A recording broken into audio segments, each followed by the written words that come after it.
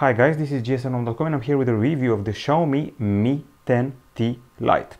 So I've already unboxed and played with the Mi 10T Pro and the Mi 10T, and this is the Lite part of the trio.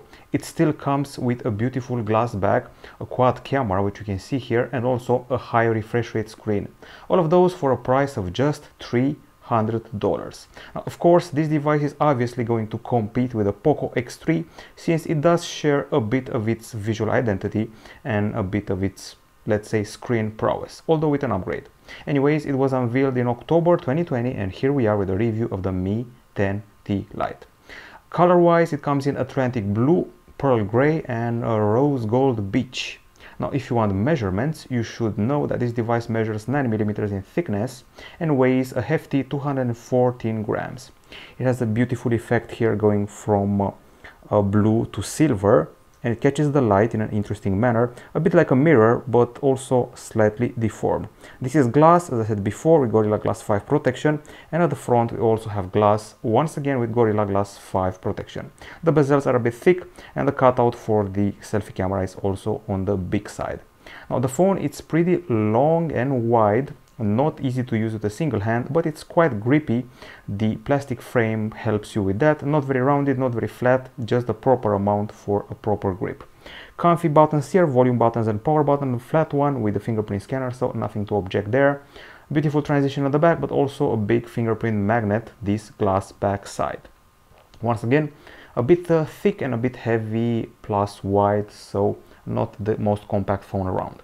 Now, if you're wondering about the display, what we got here is an IPS LCD with a pretty large diagonal of 6.67 inches, and the resolution is Full HD+. We also have HDR10 support and a 120Hz refresh rate, plus we also have a big chin here at the bottom and pretty big bezels.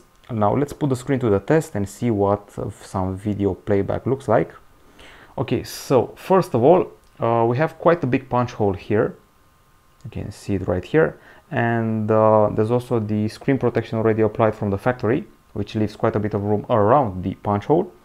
Other things worth mentioning is that we have some pretty vivid colors, even though we're dealing with an IPS LCD, not an AMOLED. I would say that the screen looks better than the Poco X3, so that's for sure. We have realistic colors. The wide angles aren't the best on the market, but they're still pretty decent. And the contrast was, well, just okay. If you catch a day with strong sunlight, the images may not be very legible on this panel. Okay, so that's that. Basically the colors are the star here, and the brightness is just okay, especially indoors. Outdoors, not so much. The pixels have an RGB stripes arrangement, and when it comes to the brightness test, here we are.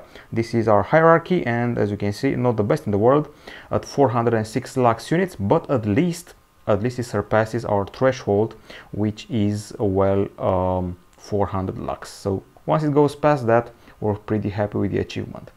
Okay, so with 406 lux units, let's see what we have here. This means we managed to beat the OnePlus Nord, which is no small feat, also the Moto G9 Plus and the Poco X3 NFC. Still, we placed lower than the Huawei P40 Lite 5G, the Xiaomi Mi 10 Lite 5G, by 230 lux even, and below the Reno 4 Lite. If you're not happy with the experience, you can always resort to customizations. You go to the settings here, and let's see what we got. Go to the display section, and you got your brightness level, reading mode. You can set up the color scheme, auto, saturated or standard. You got the color temperature palette here. Let's see what else. There's the refresh rate, which from the factory it's 120 Hz. You can set it to 60 Hz to get more battery life. There's also dark mode, text size, and that's pretty much it.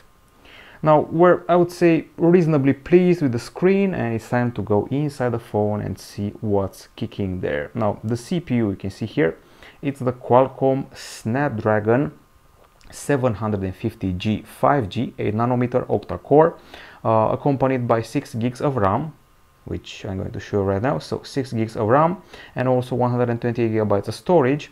There's also a version which has 64 gigabytes of storage, which is a bit cheaper. There's also microSD card slot, and the device doesn't register any lag, even when you're playing Dead by Daylight mobile or Call of Duty mobile or whatever game you want to play these days. Maybe you will encounter lag in Genshin Impact, although I wouldn't bet on it. Now, as far as the benchmarks are concerned, we have them here and we go here. we start off with Antutu 8, and in Antutu 8, as you can see, we were just above the Oppo Reno 4 Pro 5G, which has actually a better CPU, so it's a bit of a compliment here, above the Xiaomi Mi 10 Lite 5G, and above the Motorola Edge, all of them sharing a potent CPU. Still, we are below the OnePlus Nord and the Huawei P40 Lite 5G. The Kirin is still a strong beast. This is Geekbench 5, this is the multi-core subtest. Let's not go to the iPhone just yet. This is Geekbench 5 in the multi-core subtest. As you can see, we surpassed the OnePlus Nord, as well as the Xiaomi Mi 10 Lite 5G and the Moto G 5G Plus, all of them sharing a pretty powerful CPU, once again Snapdragon 765G, not bad.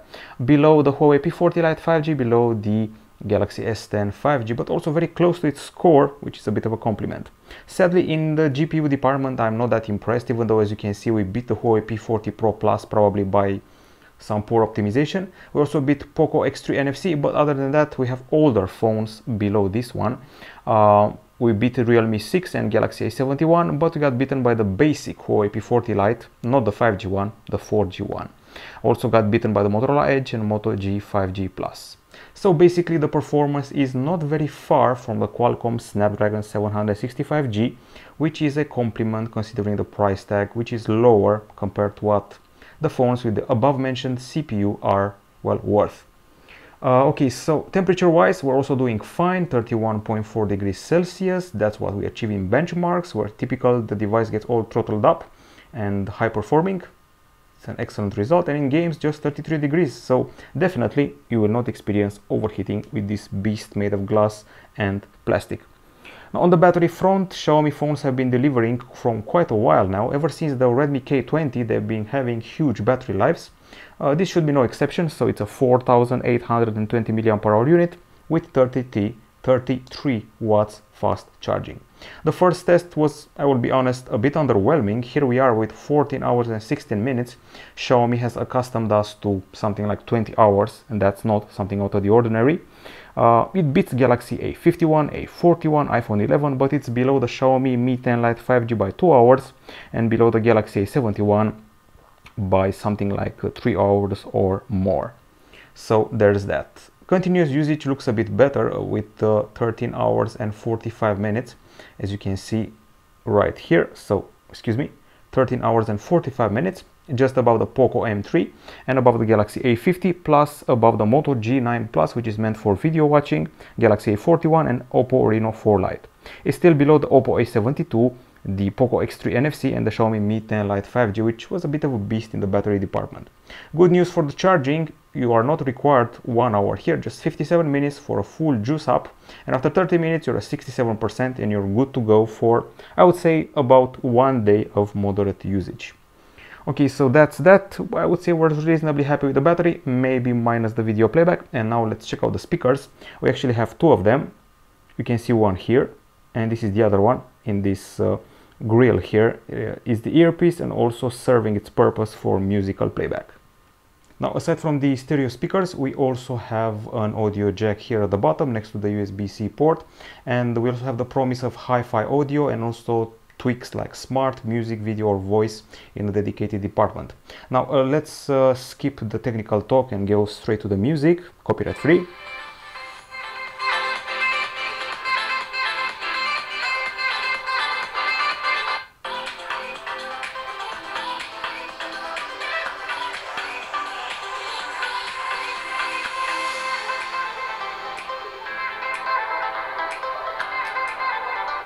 Okay, a bunch of conclusions. I would say that the speakers are pretty loud, actually too loud for their own good at maximum volume. At 70% volume they should be just fine, especially in games and movies. Otherwise they're a bit teeny and metallic. The high notes are excellent, the mids are fine.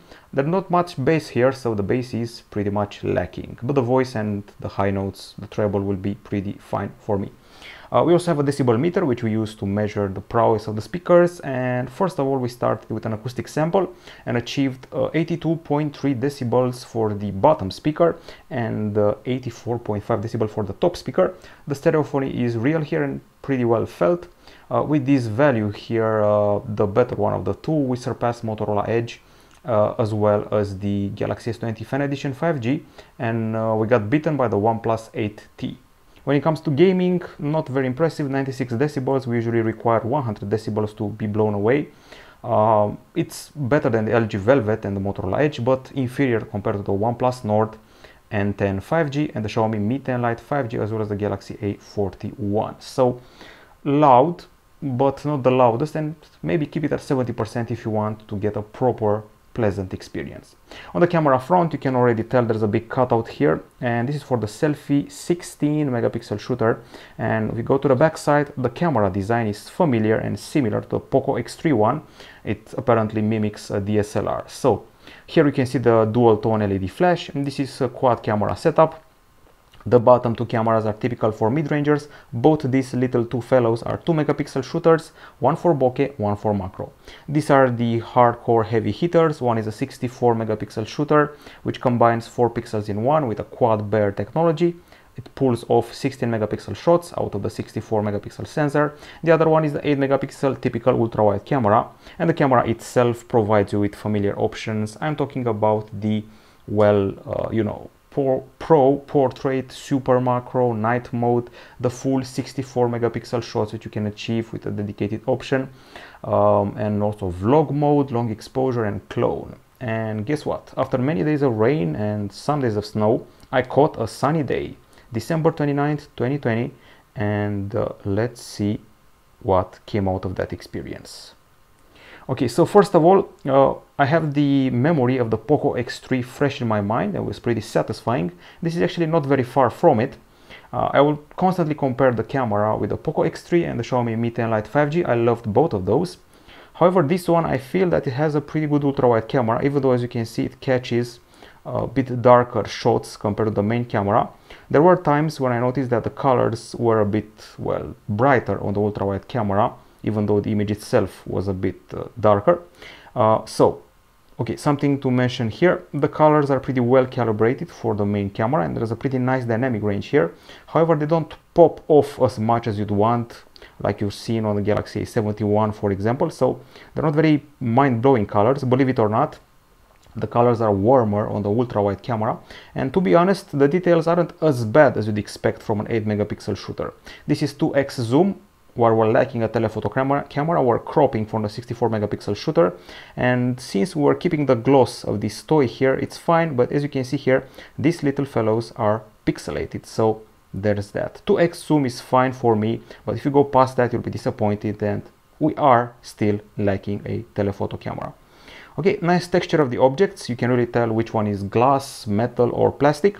And this is where I started to try out the bokeh. So if you want to highlight a subject from the foreground, from the background, you'll be happy with the results you will achieve. And this is the macro. We went really close to this headlight on the Mickey Mouse car, and I'm pretty happy with the result. This is the first take. Usually I complain about 2 megapixel cameras for macro being hard to handle, and they require 10 or 20 takes to get the proper one. This is first take, and that's not bad. Okay, more shots of this Santa, which honestly I keep taking photographs in the same spot for about a few years, and this Santa is new, hasn't been present in this spot. Finally, some landscape shots. I would say details are quite fine. If you really want details, go to the 64 megapixel mode or the ultra wide. So regular shot. Didn't catch enough of the monument, ultra wide shot to catch the whole monument. That's the whole point of it. Selfies are also here, not as impressive as the Xiaomi Mi 10 Lite 5G ones.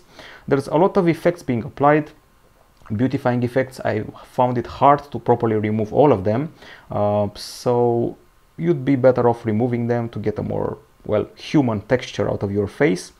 Details aren't as impressive, and the texture not as crisp as it was on the Xiaomi Mi 10 Lite 5G. Don't get me wrong, it's still a pretty solid selfie camera, but I feel I was more happy with what I achieved on the Xiaomi Mi 10 Lite. This is the bokeh, which by the way does a fine job. It cuts everything behind me fine. A bit of hair is left out here, as you can see, but that's probably the fault of my hair rather than the actual processing engine. And here it caught it properly, as you can tell from yourself. Okay, bokeh with the main camera, doing fine, as you can see. I noticed a tendency in some of the shots for the grass to appear a brighter green than it actually is in real life.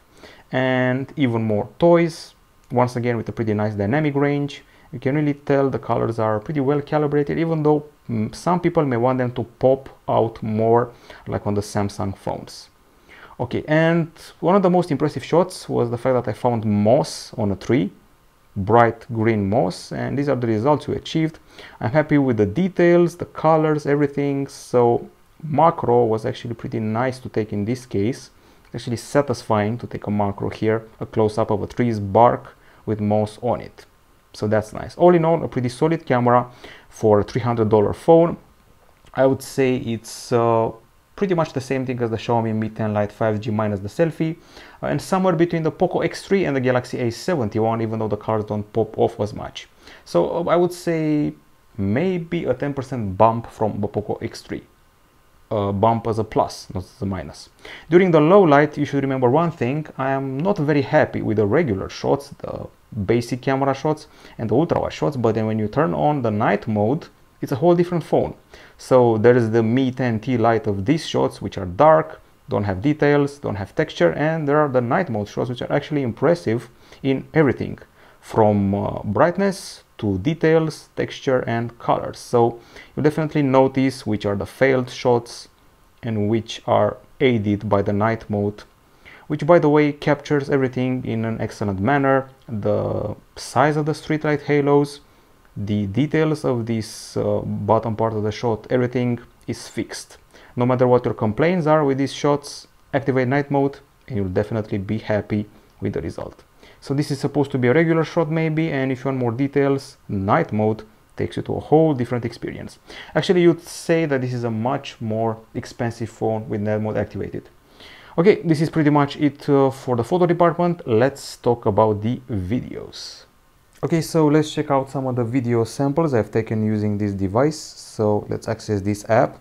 And as you can see here, we have 12 videos, 11 of them shot during the day and 1 during the night. So first of all, one of the most relevant ones is the stabilization test, which is actually pretty okay, as you can see right here. This is shot in Full HD, and I noticed that the grass appeared to be pretty vividly colored, which leads me to believe that there may be some overexposure of the vegetation during the summer days. This was filmed during the winter, although on a pretty sunny day. I'm pretty happy with the color calibration in general. I'm talking about the reds, especially the reds are fine, and the setup of the exposure is also nice when switching to a darker area to a lighter one and vice versa. The problem is that even though you probably don't see it on this screen, there is a lot of shakiness when you're panning. The zoom is satisfying even without a telephoto camera, and the image is pretty crisp. Maybe not as crisp as the surprising Poco X3 NFC, and also not like the Galaxy A71, but pretty close. Okay, and we also have a focus test here on the foreground and on the background. Fast focus and also pretty accurate. Once again, I love the hues of red we have here, and we have several more shots. If you look at the edges of the image, you'll see that some of the details of the trees are being lost, even though we're shooting in 4K, so this makes it slightly inferior to the Poco X3 and also the Galaxy A71. Okay, and as far as the selfie video is concerned, this is not exactly impressive. There are some focus problems. There's also very intense contrast of the face. The face is too white. Not the best stabilization in the world, so not that impressed. I've seen mid-rangers doing better in this area. Okay, so overall, it's something like equal to the Xiaomi Mi 10 Lite 5G, and it feels slightly below the Poco X3 by about 10% tops. And this is the low light video, which is pretty underwhelming. It has a green hue, it's flickery, there are some reflections, there's some ghosting here and there, and it just looks strange, looks weird, it's not memorable, and it's definitely shaky and sometimes filled with some flickers. So definitely not something to write home about. Now let's talk about the connectivity. Now, as far as the connectivity goes, this is a handset which does 4G and 5G. It has dual SIM slots, and there are also hybrid SIM slots, which means you can either use a SIM or a microSD in one of those sides. Now, as far as the other options are concerned, I should probably mention that we're getting here VoLTE HD calling, and the 5G variety is sub 6 GHz in about 11 bands. Wi-Fi is dual band, GPS is also dual band. We have Galileo and GLONASS, as well as Beidou for orientation, and a GPS. Other than that, we also have NFC, as you can see here, and an infrared emitter at the top side used to control your TV set-top box, and some other devices like a rice cooker. Wi-Fi dual band for sure, Bluetooth 5.0, and an USB-C 2.0 port at the bottom, plus the audio jack. The calls were pretty loud and clear in my book, but who calls nowadays? It's nice to hear that we have VoLTE HD available. Okay, now we go further and see how we did in the speed test. We have the results here, quite a few of them actually. When it comes to the Wi-Fi, we achieved a top level of 347 megabytes per second, as you can see here in download, and in upload we went as high as 24.8 mega per second. Once again, Wi-Fi. When it comes to 4G, results are also not bad at all. 229 mega per second downloads on 4G, and as well as 59.8 mega per second uploads. Not bad at all, actually pretty close to some flagships out there. If you've seen our review of a Xiaomi phone over the past few months, you know exactly what to expect.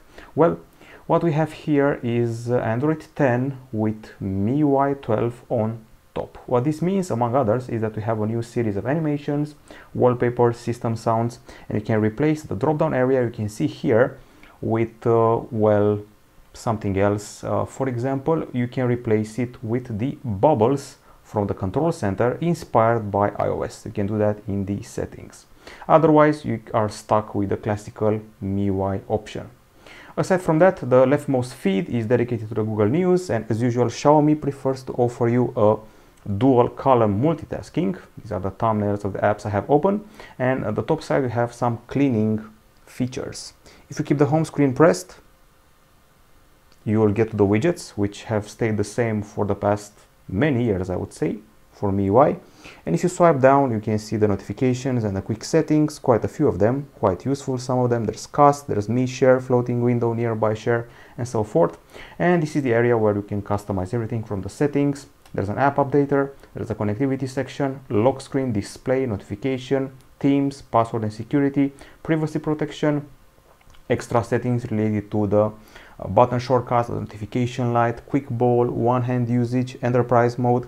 There's a digital well-being and parental control, and the special features, including one for gamers.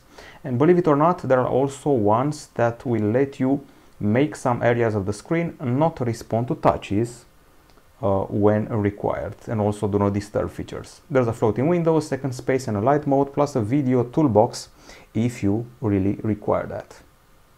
On the security side, we have the fingerprint scanner here, which coupled with a pretty fast face unlock will totally unlock your device fast and securely. I can confirm it, and it's always good news.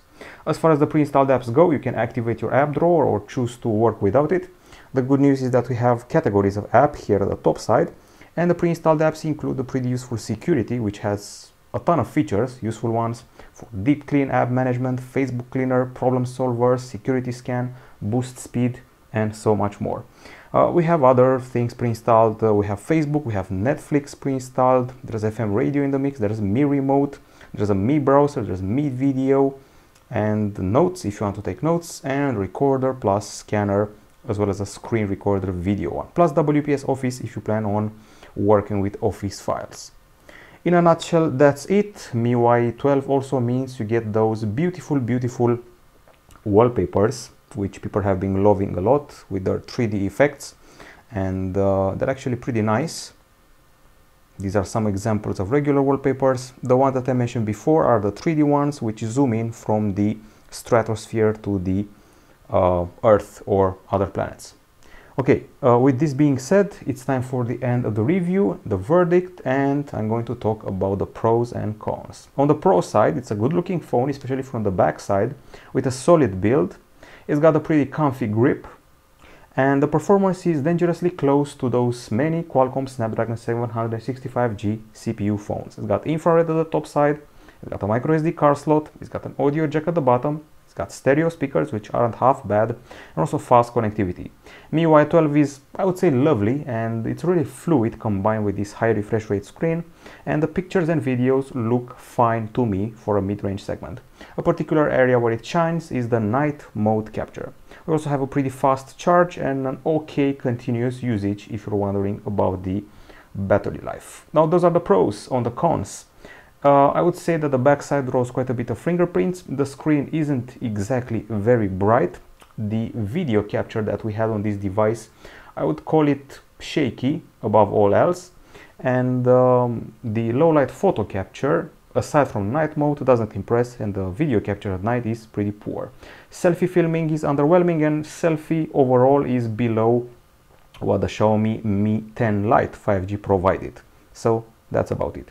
To be honest, the biggest rival of this phone is actually its brethren, the Xiaomi Mi 10 Lite 5G.